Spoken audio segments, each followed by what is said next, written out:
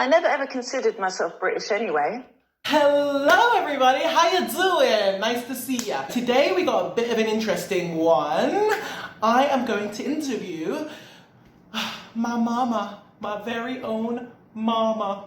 I wanted to make a video about some of the anxieties that I have around speaking Greek and feeling the different degrees of identity levels, if that makes sense, I go through being a Cypriot who has lived abroad. When I'm in the UK, I feel more Cypriot in a way because I feel like I need to represent my culture more, and I feel like I'm longing for my culture. When I'm in Cyprus, I don't feel as Cypriot because when I'm around other Cypriots, I just realize just how Cypriot they are, and it highlights how Cypriot I'm not. So this whole identity crisis that we go through, I feel like is very relevant for a lot of people around the world. And so many things come into this, like language and accent and skin color and all of these other things. I thought, what better way to explore this phenomena of identity than to interview my very own mother, who was born and raised in London as a Greek Cypriot girl. During the wave of immigration in the 50s, my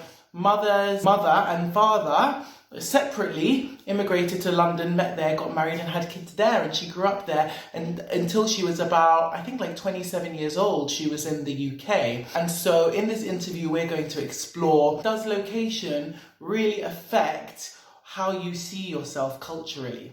Hi Mama, how are you? I'm good, thanks, George. Thank you for talking to me. You're in Amsterdam, mates, and I'm all the way in Cyprus. So obviously, because we're really international and we've lived in so many places, we obviously have a lot of conversations about identity and what we are. So first of all, just talk about what it was like growing up as a Greek Cypriot in London in the 60s and 70s. At home, it was very, very Greek upbringing. So they were really attached to their culture. They wanted to bring us up, Greek, so we didn't forget the Greek culture. Probably because they couldn't speak English when they went. They learned eventually. So, yeah, bless them. They just, they raised us naturally speaking Greek at home. But, yeah, occasionally my mum would say, because obviously our mother tongue was Greek, and then when we went to school, English took over. And then we would speak English amongst ourselves at home, my brother and my sister and I. And then my mum would worry that we would lose our Greek, and she would say, always speak Greek, that kind of thing. And then she'd get frustrated because she couldn't understand what we were saying. And then we would tease her and say we're English, just to wind her up. And that would really get her going, and she would crack up and then go. And then when family would come round, it would be like, oh, you must speak to them in Greek, don't let them forget their Greek culture. It's very important here. And it got more apparent when we got into our teens especially. They used to worry a lot about that. Maybe I felt freer at home.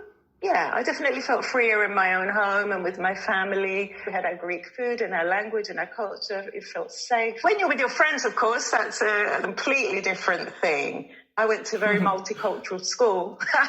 So I had sort of black Jamaican friends. I had Turkish friends, Greek friends, English friends. Perhaps because we were all in the same boat. Their parents immigrated there as well. So I felt more at home amongst them. It wasn't just me and the Greek girls and that's it. I did have a couple of Greek friends, but I would say I had more Jamaican friends. Wasn't there racism or anything in London? Definitely remember racism at my primary school. It was common for them to say, go back to your own country, swing on the trees and things like that. And it sounds weird saying it now, but it definitely happened. And did that make you feel less British? Yeah, I never ever considered myself British anyway. I was the Greek girl at home. I was me. I was amongst this group of multicultural kids where I felt really comfortable. I really liked it. I think I felt for my parents more, although they just got on with it. They had a business, they got on with it, they worked hard. But occasionally they would get, my dad would get his window smashed in. Yeah, there was always that sense of you are in somebody else's country. And I was a bit embarrassed by them, but that's probably normal with kids. Okay, so let's move over to language. What language do you think in? Although my mother tongue is Greek and I couldn't speak English until I went to nursery, apparently, I think in English for sure, because that's a language I read, I write, and I speak in mostly. Underlying that, there is a kind of simmering, I don't know what you want to call it, Greekness that wants to bubble through, whether that's the spirit or the soul or something. I think when you're bilingual, the languages merge together in whichever one you speak. Like I can speak Greek, and it might be phrased in an English way, or I can speak English, and the Greek passion and the syntax, like the verbs will go in different places. When we were kids, and my parents, they took us a couple of times when we were little, and you don't even have to open your mouth and they know that you're in English. Yeah. A Cypriot kid from England. How do they do that? I hate that. It's so annoying. I really try to come off as Greek when I'm in Cyprus. I genuinely want people to think I'm Greek. But even in the supermarket, I'll just say something as simple as ohi, or I'll say... there you go. I'll say endaxi, and then they'll go, you want more of this one? I think, oh, she's figured it out. I know. Yeah. It's all kind of nasal in Greek, isn't it? And then the intonation is completely different. And the pace of the words. Yes. Can you show me the difference between, just in a little sentence, not to put you on the spot, but you're quite good at imitating people, difference maybe in intonation between the way a Greek Cypriot person might speak and the way a Londoner might speak? Okay, let's make it easier. Like, hello, yasu tikanis, for instance. Like, how might a Greek person say it from Cyprus, and how might a Londoner say it? Well, if you're a villager, maybe, like off a Paphos or something, you might say, yeah. And then somebody polite from the UK who's Greek grown up there might be, yes,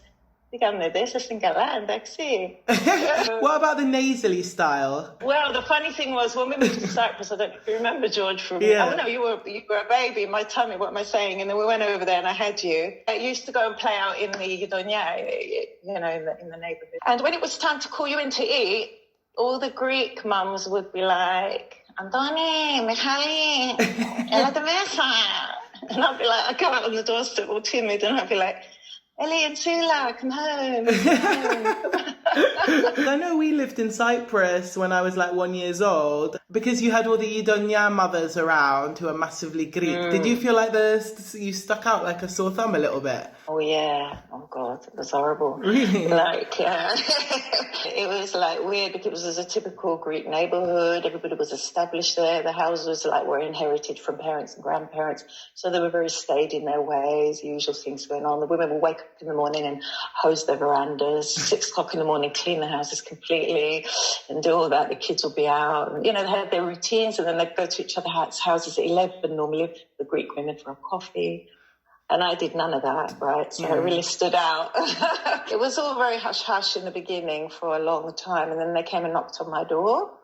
And they came, and I thought, oh, that's sweet. So they came one lady introduced herself, and she came in and bought me something for you, I think. And she was really nice. But she was very much looking around, to see the furniture and what have you. And then she wanted to know certain things like, how much does my husband earn? It was a bit different and weird, like coming from a lady who I thought she just wanted to be nice and have a general chat and see how the baby was, and then say quite quickly into the conversation, well, how much does your husband earn? How did you respond? Yeah. I just changed the subject, I thought. I just said, I don't know. I said, I don't know. And then she lost interest and she left. Sorry. And also she had to tell me before she left that I must also hose the street. Because they hose their verandas and the steps. And then they would hose all the pebbles down the road. Oh, I see. And because one neighbour was one side and one the other, they were hosing their pebbles. Yeah. And then it became a V outside our house. I was left with not doing my... Oh, I see. So I was exposed like the dog, and then So not only were you exposed being the Londoner, the Cypriot, but you were also stuck out the one who never hosed the veranda. That's hilarious. Yeah. The Greeks are very domesticated in Cyprus. Would you agree? Yeah, very, very extremely. Yeah, they're very house proud. They love their cleanliness, their routine, and obviously a lot of the women work now. It's changed. Okay, so going back to when you were younger. Obviously, you had family in England, and you did have family back in Cyprus as well that you used to communicate with, didn't you? Quite a lot in Cyprus, and we went a couple of times to visit them. over there. That was very interesting, yeah. The more we grew up in the UK, and then we went to see them, the difference was so vast, this lovely simple village way of life and mentality. I remember going to Nicosia and staying with my dad's brother. They'd slaughter the chicken in the yard and come and make the soup.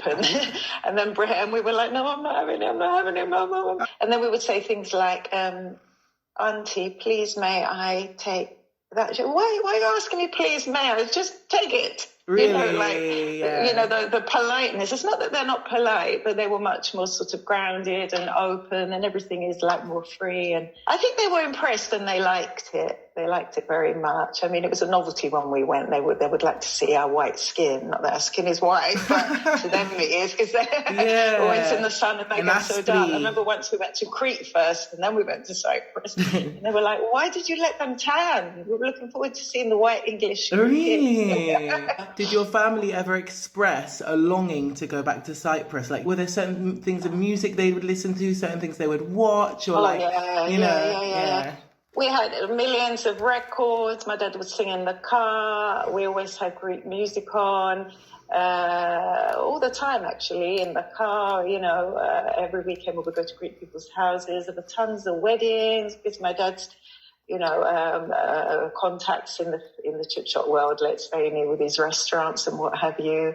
And there was a real communal feel. You felt a desire to be close knit to where you belong. So as Cyprus moves on in time and became more and more modern, and we felt it as we got older and we went back to Cyprus, you saw the differences. You thought, hang on a minute, there's a bit of a time lapse here, we're still in the old mentality, the space of the old 1950s Cyprus still in the UK, in my back of my chip shop. Wow. That thinking. Even the weddings, I remember my mum women would come to the chip shop and they would cook for thousands of people for a wedding in the back of the chip shop. She'd make macaroni de forno, great big pans, because that's what they used to do in the village days, you'd see. I find that so interesting about the time capsule thing, because I've heard it from other people before as well, about being stuck in a certain generation. It's interesting because you would assume that people who live in London, who are from a certain culture, would be more ahead because they're in a country that is westernized and modernized. But most people say it's the contrary. They're more traditional. All we can draw on is what our parents gave us, what they received. And I'm sure, as you know, your Yaya Bapu passed away, but if we were to ask them today, they would feel outsiders going back. In fact, what your Yaya did, didn't she? She didn't want to go back to Cyprus in the end because she'd gotten so used to the UK, and she had her Greek circle of friends who were like-minded. I suppose it's all about connection and like-mindedness, isn't it? The older we got and the longer she stayed in England, she was there for 40 years, longer. She felt less and less connected to the place. And I think also she felt that if she does go back and settle, and they did eventually, as you know, that she would have difficulties too, because her identity had changed. Yes, she had that Cypriotness about her, but she'd moved on in mentality. She'd seen the world. She'd had and she was very fond of the UK and the opportunities that the UK gave her. And she would go, hello, how are you? A cup of tea, love? And then we go, oh, yes, please. She would imitate a British person going, oh, yes, please. How else did your parents used to communicate with English people?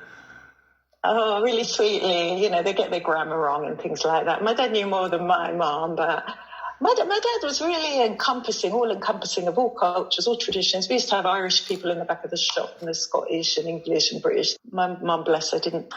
She felt she was a very acute communicator without having to know the language fully. She knew enough to get her by. Yeah. She had a lot of English friends in the neighbourhood as well, So what are some of the ways she would communicate? Like give me an example. Like if an English person comes into the chip shop and says to your mama, "Hi, are you open? Is there any chip?" Do you know what I mean? Like what would she what would she say? Would she just get on with it and go, hello, darling, how are you? And it's just really, really jolly. How are you, darling? Yes, fish and chips.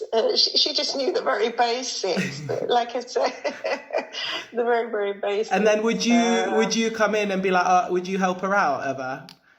Yeah. We used to translate for her and communicate, like going to the doctors, or if it was some important thing at the law office, or mainly doctors, to be honest. But Really? Yeah. So what would happen at the doctors?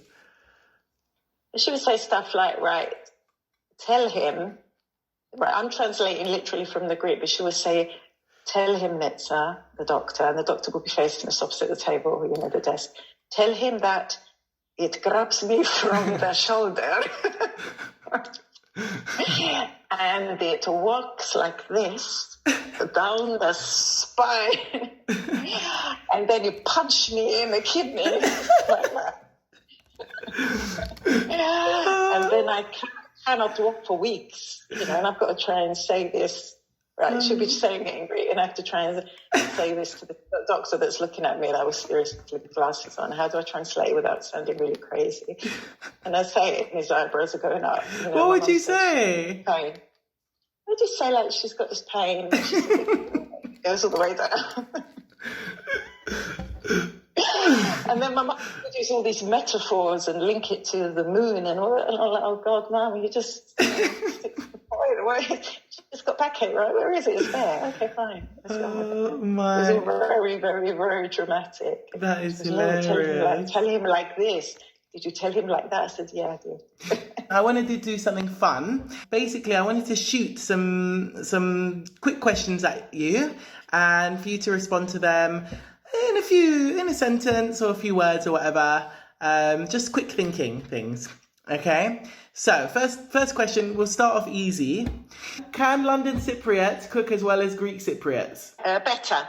Really? Yeah, okay, cool. Can London Cypriots dance as well as Greek Cypriots? Better. Okay. Cool. Yeah, because they're taught the traditional way. Anyway, off you go. Yeah. What's one phrase that's typical to London Cypriots that you just know, oh, that's a London Cypriot? Oh, God. I'll have to have a think. Okay, take your time. I'll have to think. Okay, we'll come back to it. I can't think from the top of my head. Yeah, okay. I've been away for so long, haven't I? Best thing about growing up as a London Cypriot? Is to have the perspective of different cultures, so that when you want to say something that you don't want your parents to hear, you can say it in English, and the same when you're with English people. You can blabber on in Greek. I love that. That's so true. Worst thing about growing up as a London Cypriot?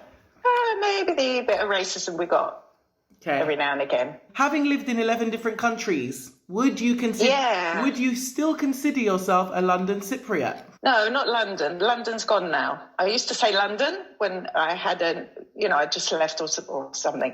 No, London's disappeared. So there's not any time anyone you'd be with where you'd say like, well, we're London Cypriots, No, never London. Okay, so that's London's completely gone. Left your identity. Okay, cool. Does being a London Cypriot make you any less Cypriot in your opinion?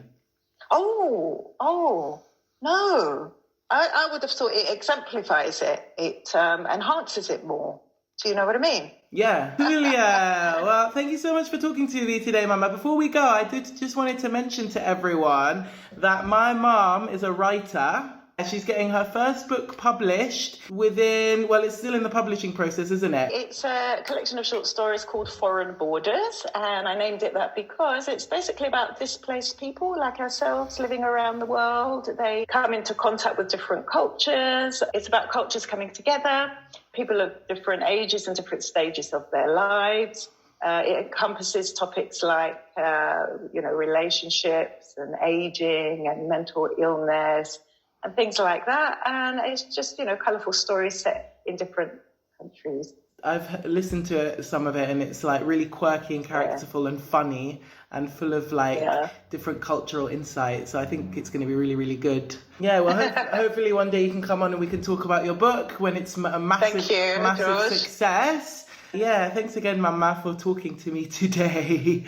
No worries. Thank you, George. And thank you so much. All right, guys, thank you so much for watching. I hope that gave you a little bit of insight into what it's like to be someone who was brought up in one country when you're actually from another. I know that a lot of us go through this. So if you are a fabulous immigrant who has been brought up in one country and is originally from another, then put down in the comments where you live and where you're actually from. I'm so interested to know. And I've got one task for you London Cypriots. As you can see in the interview, my mum failed to think of a typical thing for a London Cypriot to say. So, to all my London Cypriots, put down in the comments phrases that are typical for London Cypriots to say. Alright guys, thanks so much. If you like this video, give it a thumbs up. Be sure to subscribe if you'd like to see docu-series, vlogs and interviews about different cultures all around the world. Click it, girl. You know you want to click it. Go ahead and click it. And other than that, thank you so much for watching and speak to you soon. Bye!